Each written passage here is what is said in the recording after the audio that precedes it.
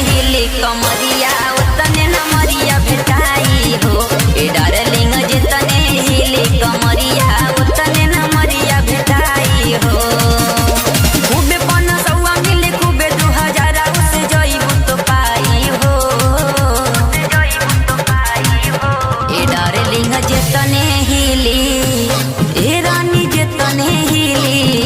ए madam जितने हिली कमरिया उतने नमरिया भेटाई हो ए डार्लिंग जितने हिले कमरिया उतने नमरिया भेटाई हो।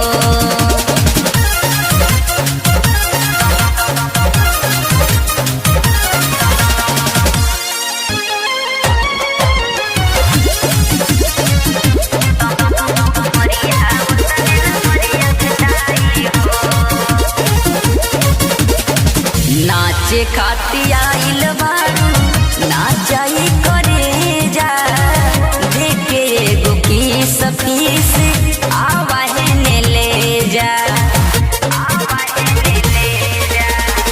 नाचे खाती आइल बारू नाचाई करे जा देखे एगो पीस पीस आवाहे ने ले जा 10 20 100 50 वाला नोटिया चोली में ठुसाई हो ए डार्लिंग जितने हिली ए रानी जितने हिली ए मैडम जितने हिली कमरिया उतने नमरिया भेटाई हो ए डार्लिंग जितने हिली कमरिया उतने नमरिया भेटाई हो।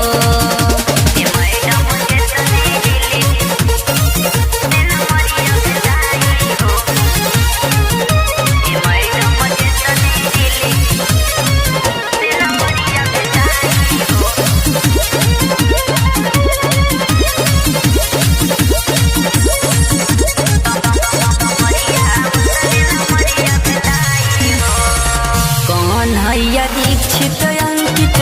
बाबू दी है चेक हो फूल वही बदले में लहंगा के गेट हो।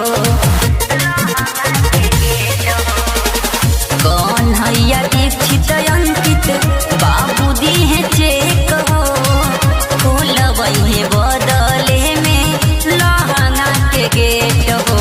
बनल बाटे मूड तोहरा जवनिया के खेतवा जोताई हो